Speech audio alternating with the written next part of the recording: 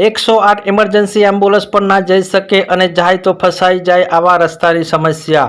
શાળામાં બાળકો પણ બિસ્માર રસ્તા પરથી પસાર થઈ શાળા જવા માટે મજબૂર। ખેડૂતો અને પશુપાલકો પોતાના ખેતરમાં જવા માટે ખરાબ રસ્તાથી ત્રાહિમામ। વેડા ગામ પંચાયતથી લઈ માણસાના ધારાસભ્ય મુખ્યમંત્રી સુધી રજૂઆતો કરી છે પણ કોઈ આ રસ્તાનું નિરાકરણ નથી લાવતું।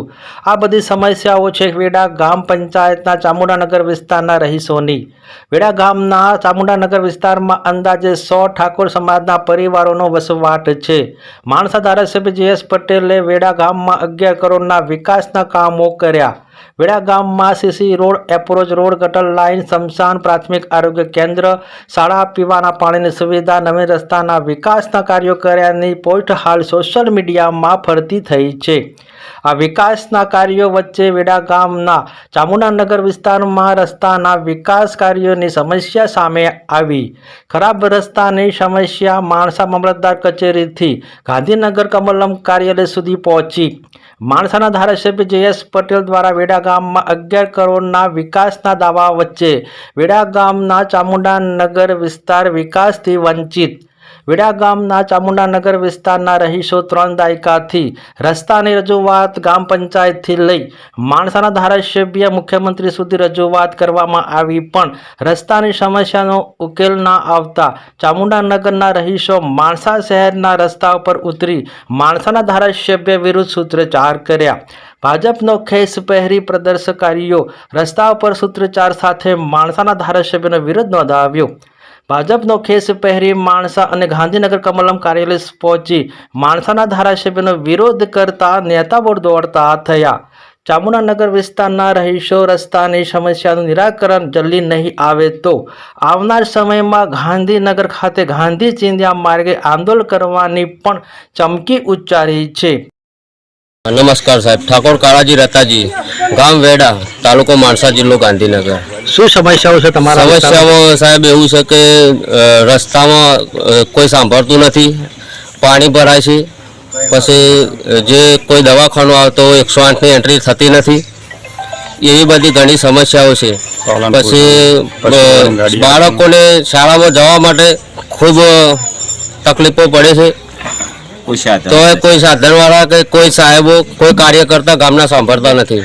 4 થી 5 વખત પંચાયતમાં જઈને રજૂઆત કરેલ છે તે જવાબ એવો મળેલ છે કે તમારે જ્યાં અરજી કરવી હોય ત્યાં કરી શકો છો, તમારાથી જે થાય એ કરી લો। આવી દાદાગીરી કરીને વ્યક્તિત્વ રજૂ કરે છે।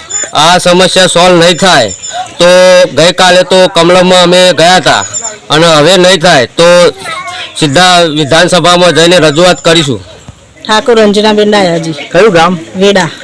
મારું જે વેડા ખાતે PSC ખરું તો હું નોકરી કરું છું, આશા તરીકે નોકરી કરું છું। અત્યારે હાલ મારે આ ચામુંડાનગરમાં એવી પરિસ્થિતિ છે ને તે હું ગાડી લઈને કઈ રીતના આવી શકું? મારે ચામુંડાનગરમાં 3-4 ડિલિવરીના કેસ છે અત્યારે સાલ, તો હું 108 બોલાવું તો હું કઈ રીતના લઈને એ લોકોને જાઉં? મારે હોસ્પિટલ તો પહોંચાડવા જોઈએ ને લોકોને, તો પછી ગાડી હું કઈ રીતના લઈને જાઉં? તો મારે એ બાબતે મારે વધારે ચર્ચા કરવાની છે સાહેબ। તો અમે કાલે જઈને આવ્યા તો લોકો તો મને ના જ પાડી, વિધાનસભામાં જઈને આવ્યા તો લોકો અમે કાલે અરજી કરીને આવ્યા છીએ, જે થાય ખરું સાહેબ। અગર આવેલી શું વાક્ય આપેલા રજૂઆત કરેલી? રજૂઆત વિધાનસભામાં જ કરેલી હતી સાહેબ। અમે આવી રીતના 2-3 વખત જી આવે તો હજુ કંઈ ના આવતો નહીં, કોઈ જવાબ જ મળતો નહીં અમને। અને સાવ તો હું કઈ રીતના લઈને જાઉં? અને આગળથી તો એવો ઓર્ડર છે કે તમારે ડિલિવરી થાય ને તો હજુ તો તમારે તો એ કરવાનું નહીં। 108 વાળા મને આવીના હકે તમે કેવી રીતના તો લઈ જઈએ? રસ્તો ખરાબ છે એટલે તો જેમ બને ને તેમ રસ્તાની જેમ બને ને જલ્દી કરાવજો, ને કે મારા રસ્તામાં ડિલિવરી થઈ જશે ને તે લોકોની જવાબદારી આવશે, અમે કશું નહીં કરીએ।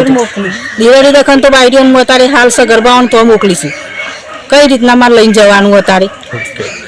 નમસ્કાર, મારું નામ નરેન્દ્રભાઈ ઠાકોર, માણસા સામાજિક આગેવાન છું અને સામાજિક સેવાઓ અત્યારે હાલ કરી રહ્યો છું। ત્યારે હાલ માણસા તાલુકામાં વેડા ગામના ચામુંડાનગરમાંથી અમારા મિત્રોના એક ફોન આવ્યા હતા કે ત્યાં રસ્તાનો પ્રોબ્લેમ છે, તો મેં અહીંયા આવીને સ્થળ ચકાસણી કરી તો ખૂબ ખરાબ ભયજનક પરિસ્થિતિ હતી।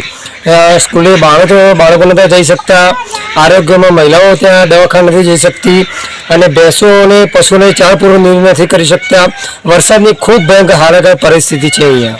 અમે ગઈકાલે મામલતદાર સાહેબને આવેદનપત્ર આપ્યું, ગાંધીનગરમાં કમલમમાં જઈ અને અમે ત્યાંના પ્રદેશ પ્રમુખ જગદીશ વિશ્વકર્માને પણ અમે આવેદનપત્ર આપેલું હતું અગાઉ. એના 2 વર્ષ પહેલાં અમે વિધાનસભા સચિવાલયમાં અમે સીએમ સાહેબને માગણી મૂકી હતી કે મારો ચામુંડાનગરનો રસ્તો તમે બનાવી આપો, અને એમને 2024માં એક પત્ર પણ ઇસ્યુ કરેલો હતો.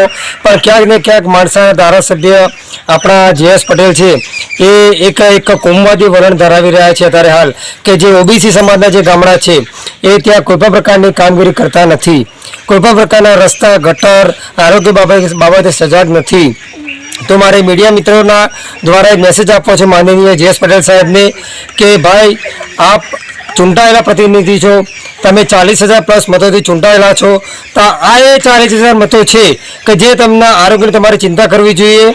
તમારે આવું જાતિવાદનું વલણ અપનાવવું ના જોઈએ. અને જો તમે આવી રીતે ભવિષ્યમાં પણ સમાજની આરોગ્યની ચિંતા નહીં કરો તો ગામે ગામ અમે પ્રશ્નોને વાંચા લઈને નીકળીશું, અને એનું તમારે ભોગવવું પડશે પરિણામ.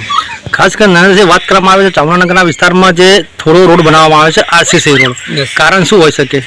કદાચ મારું એવું માનવું છે કે કાંઈક ભ્રષ્ટાચાર નીકળી શકે, કારણ કે માનનીય ભૂપેન્દ્રભાઈ પટેલ CM સાહેબે 1.5 કરોડનો ડામરનો રોડ મંજૂર કરેલો છે, તો ત્યાં ડામરના રોડની જગ્યાએ RCC રોડ બનાવેલ છે. બની શકે કે આનો રેલો છેક વિધાનસભા સુધી જાય, JS પટેલ સાહેબની ઓફિસ સુધી જાય, તાલુકા પંચાયત સુધી જાય. તો મીડિયા મિત્રોના દ્વારા મારે કહેવું છે કે આને તમે ભ્રષ્ટ તમે તપાસ કરજો કે ભાઈ ડામરના રોડની જગ્યાએ તમે RCC શું કામ બનાવો છો? કેટલો બનેલો છે RCC રોડ? કેટલો બનાવેલો છે RCC રોડ? અંદાજે 200 મીટર બનાવેલો છે, અને રોડની મંજૂરી 1400 મીટરની બનાવેલી છે. તો આ એક બહુ મોટું માણસાનું ભ્રષ્ટ તંત્ર બહાર આવી શકે એમ છે.